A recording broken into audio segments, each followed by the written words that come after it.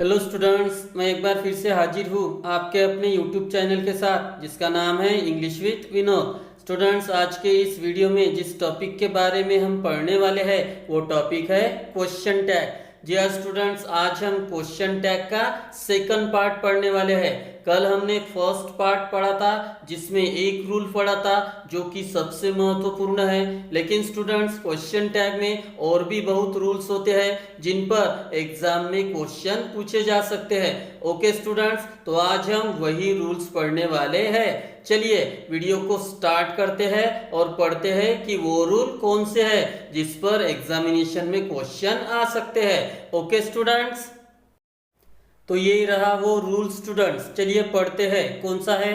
If there is will और shall in a sentence, change will into won't and shall into shan't. जी हाँ students, अगर examination में आपको विल या शॉल का कोई सेंटेंस आता है, यानी सेंटेंस में ये दो हेल्पिंग वर्ब्स आते हैं, तो आपको विल का क्या करना है? ओंट, और शॉल का क्या करना होता है? शांट। लेकिन जैसा कि मैंने कल वाले पार्ट में आपको बताया था, सेंटेंस अफर्मेटिव है तो निगेटिव करो और निगेटिव है तो अफर्मेटिव। क्वेश्चन टैग में ये रूल आपको देखना ही है। ओके, तो आपको क्या करना है? अगर सेंटेंस में विल या शॉल इन दोनों में से कोई एक आता है तो क्वेश्चन टैग करते समय आपको विल का ओंट करना है और शाल का शांट करना है।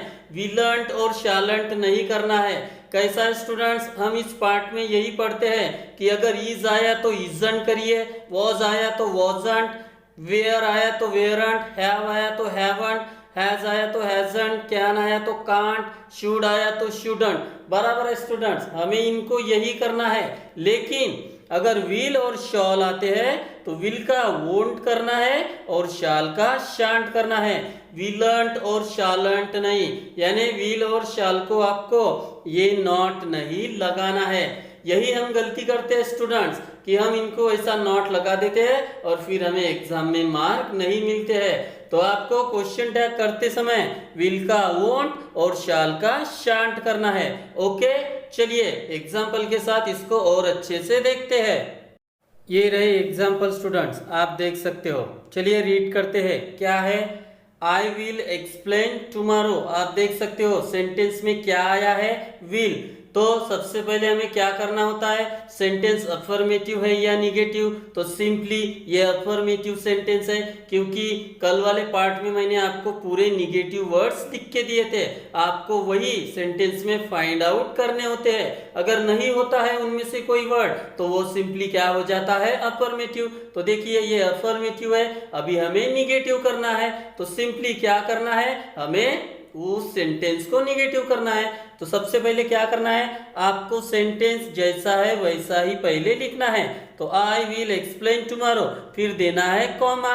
ओके, तो अभी कौन सा हेल्पिंग वर्ब आया है? विल। और हमारा रूल क्या कहता है? विल का क्या करना है? ओन। तो देखिए स्टूडेंट्स, ओन किया है और ये रहा सब्जेक्ट। ओके, और बाद में क्वेश्चन मार्क। तो मैंने कल बताया था आपको क्या कि अफर्मेटिव निगेटिव देखने के बाद सीधा सब्जेक्ट और हेल्पिंग वर्ब देखिए, और हेल्पिंग वर्ब को ही हमें वो प्रोसेस करनी होती है। ओके, तो विल आया तो ओन कर दिया है और सब्जेक्ट आए और ये रहा क्वेश्चन मार्क। तो इसका क्वेश्चन टैग ये हो गया, आई विल एक्सप्लेन टुमारो, ओंट आए। ओके, चलिए दूसरा एग्जांपल देखते हैं।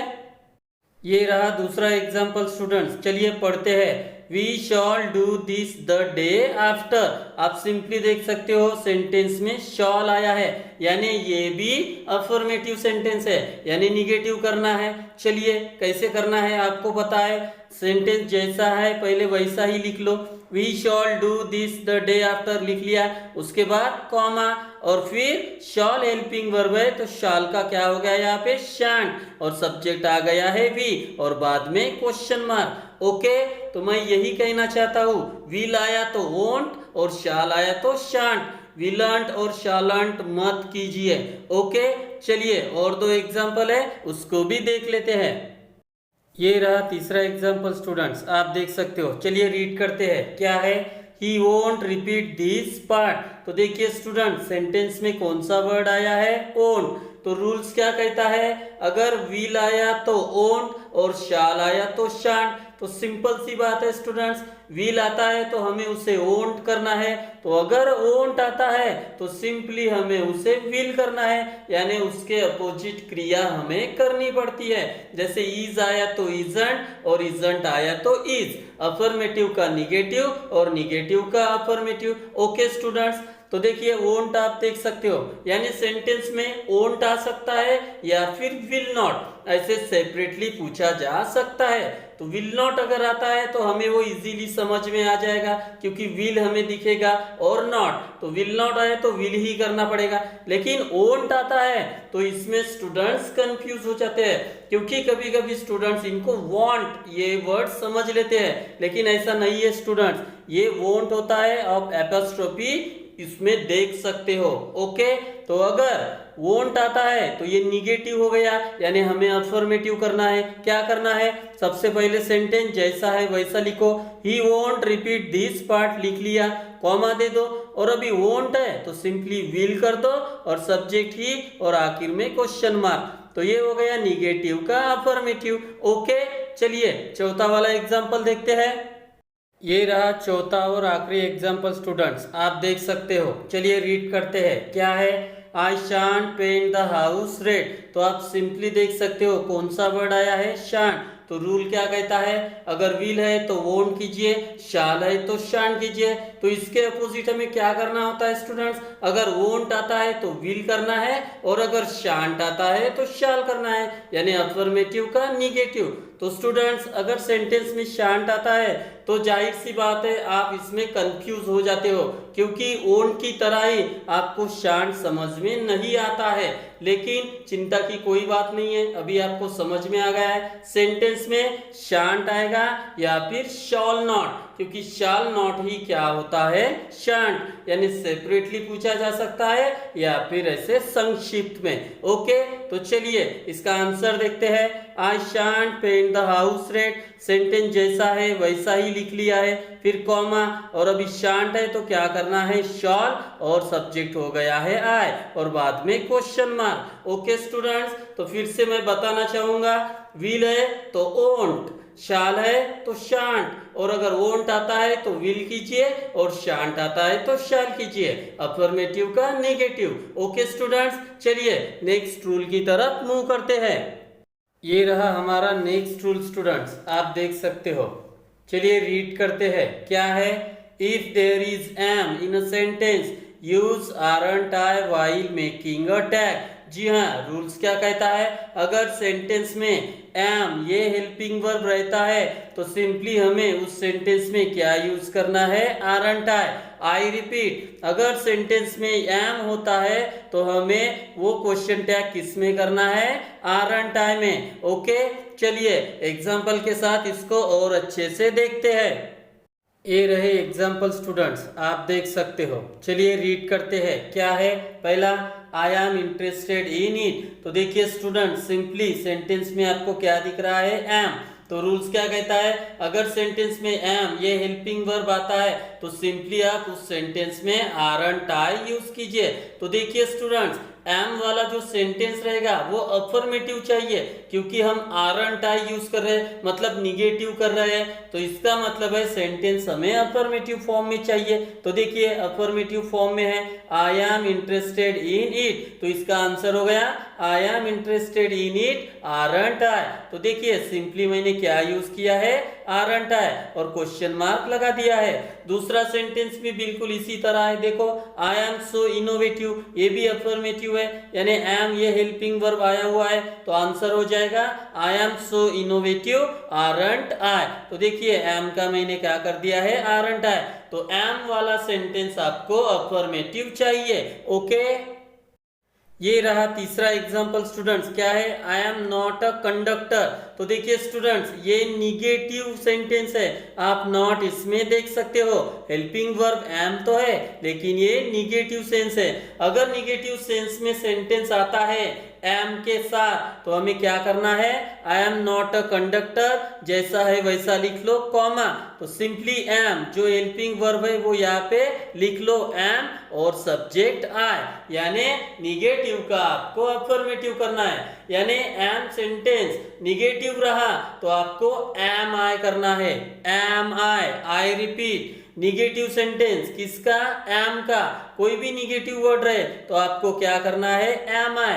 और अगर सिर्फ एम आता है तो आपको करना है आरंट आई। ओके, एम आरंट आई और निगेटिव रहा तो एम आई, क्योंकि एम के साथ एक ही सब्जेक्ट आता है और वो है आई। ओके स्टूडेंट्स, आपको ये रूल समझ में आ गया होगा, मैं आशा करता हूं। चलिए अभी आखिरी रूल्स की तरफ मूव करते हैं। ये रहा हमारा आखिरी रूल इस पार्ट में। चलिए रीड करते हैं, क्या है, if the sentence starts with let's use shall we to make a tag. जी हाँ स्टूडेंट्स, रूल्स ये कहता है अगर सेंटेंस की शुरुआत किस वर्ड्स के साथ होती है, लेट्स इस वर्ड्स के साथ, तो सिंपली आपको क्या यूज करना है, shall B. I repeat, sentence की शुरुआत किस वर्ड्स के साथ शुरू होनी चाहिए, लेट्स। अगर होती है तो आपको क्वेश्चन टैग करते समय क्या यूज करना है, शॉल बी। ओके, चलिए एग्जाम्पल के साथ इसको और अच्छे से समझते हैं।